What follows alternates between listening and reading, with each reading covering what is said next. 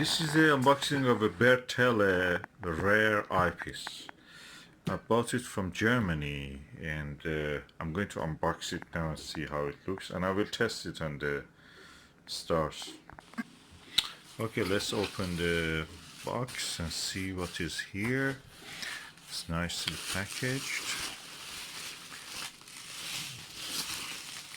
Just making sure that nothing was damaged during transport. And this is the eyepiece. It looks, Bertele is a design that was patented by the US Army, so nobody in the world can make it without breaching the copyright. Practically they're sitting on it and they're not letting anybody else use. That's the reason everybody goes for things like the Teleview, Nagler and such similar eyepieces, or a modified Bertele. This one I think is a Russian one. Okay, this is a modified Bertele eyepiece, a Russian one. I don't see anything written to show me that this is a Bertele, but anyway. It looks to be 1¼ inch. It is coated with the orange, purple, or red, and yeah, looks very clean. Okay, when I'm looking through it, it's not bad. So it's quite, I'm a little bit surprised. Is it a real Bertele? Let me look at the purchase that I made and just see the photo and compare it with this. Yes, this is the correct item. It's written modified Bertele and airfall. So to avoid the copyright strike by the American Army, they have to do this. So let's go and test it on the stars. I have now compared this eyepiece with the Star Guide, the 18mm. They seem to have the similar field of view, so I suppose that the focal length of this is also 18mm. And I can say that the stars images are much brighter in this Bertele. The only thing is that in this one you see the little bit astigmatism. This is a very fast telescope, of course. Not astigmatism. The field of view, the stars near the around 40%, no, 30%, 20%, yeah, 25 to 30% of the field of view where the field stop is. They go a little bit deformed shaped. In this one, very bright. The trapezium, I never saw it so bright with any eyepiece. This is really good. I'm observing from inside the window, by the way, inside the room. So I don't expect very sharp images, but with this one you can see amazingly sharp image. The only problem is that the image starts around 40 to 40% to the edge of the field of view. They get a little bit distorted, but they remain very bright. Is it because of the coating? Okay, I've now opened the window without any obstruction. I'm looking. The star images are brightest I've ever seen. Let me bring my aspheric. I have a SVBony aspheric, which is really superb. It's 23mm, but anyway, I'll just try it with this one. Let me see how is that one compared to this. Yeah, I've now compared it with the aspheric 23mm. It seems they are not very far in the size of the field, so I suppose that is around 23mm also, probably, most probably.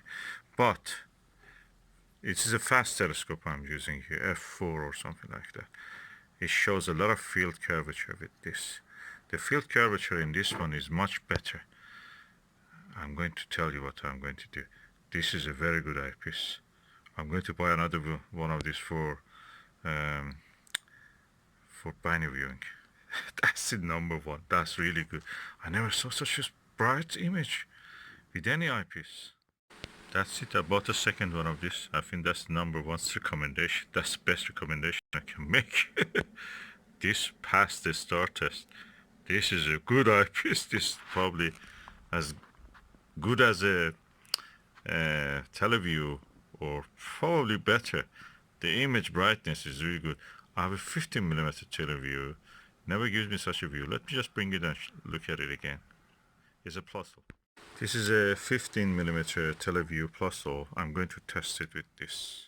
Okay, I've compared now with the teleview Pluso 15mm. It has a narrower field of view and has higher magnification. The image is good, comparable to that. I think mainly because it has a 15mm, which this one is around 23mm. So definitely they can compare together. The image quality is equal in both of them. So I can say this one is as good as this one. But the image is slightly brighter here probably. It reaches focus. Both of them reach focus very well. This is a little bit better teleview one. But that one is really bigger field of view. Okay, the build quality of this Bertele is as good as a teleview. It's heavy, it's quite chunky. It doesn't have a filter screw in the bottom for the filter. This is a minus point. But the image is quite bright. I think it's mainly because of the coating. It has a very good coating. And the image quality is beautiful. I'm so happy I got this. This is a discovery. It's a pity American Army don't let this be patented. Others also produce this. Russians have made a good service by building this, and they have given it very good coating. Look at this.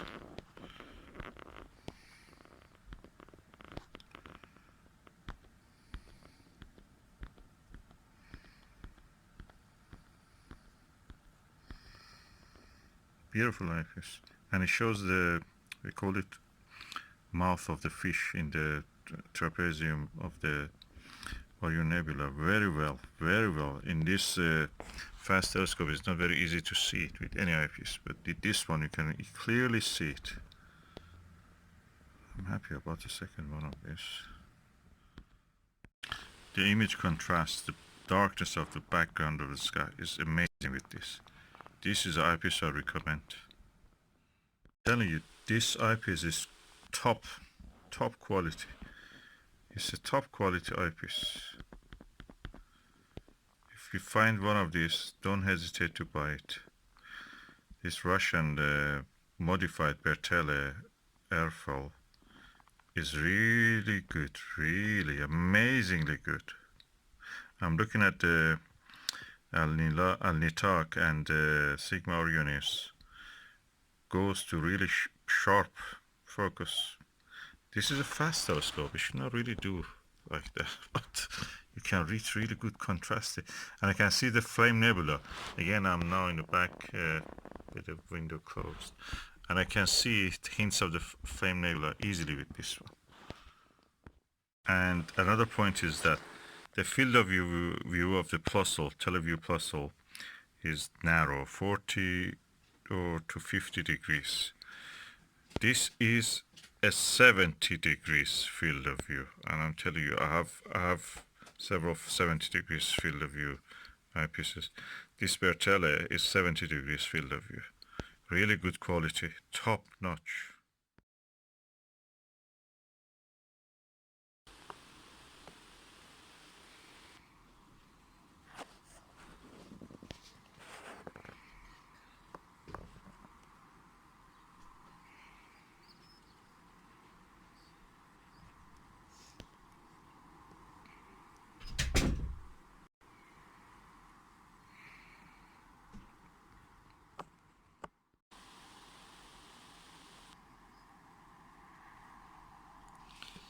As you can see, the field of view is really large. It's almost like a 100 degrees one, although it is officially says it's 60 degrees. I think it must be more like 70 or 75. I cannot move my finger just to focus on the foot, but the camera cannot focus. The focus is real on the foot and on the markings on the foot. Very wide angle, very comfortable for viewing. Okay, with a lovely sunny day, I'm using this Bertele eyepiece. Unfortunately, it's a bit bigger than the normal 1 1/4 eyepiece, so I'm just using 2 adapters for 1 1/4 to 1 inch. And through that, I can actually observe this very well, easy. And let's go and see what's the view.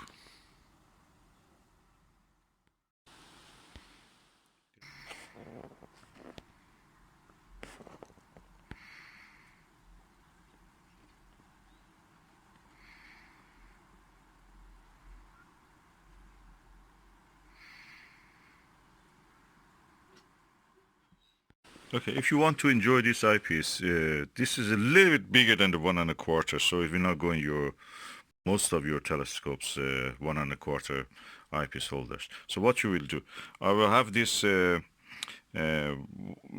inch to 1 1/4 adapter, which I will put this second adapter, which is 1 1/4, sorry, 1 inch to 1 1/4 one. So this goes into this, becomes one, then this eyepiece easily goes into that, and you just tighten it up, and you have an eyepiece which actually can also screw to the end of it some filter. This eyepiece is originally built for telescope, for microscope, sorry. So it's not built for the telescope, so you have to use this. But the view through it is amazing, I'm telling you. No video can show the true beauty of this eyepiece. The image you get, the coating, multi-coating of this is amazing. The design is 6 elements, 60 degrees field of view. Really good, really bright images it gives. So the way to use it is use this one. This is used 1 1/4 this, sorry, 1 inch this size, 1 1/4 this size. Then this goes into this 1 inch this size, 1 1/4 this size, and the eyepiece goes into this. Both of this, all of this practically can be bought from eBay. The eyepiece itself, £21.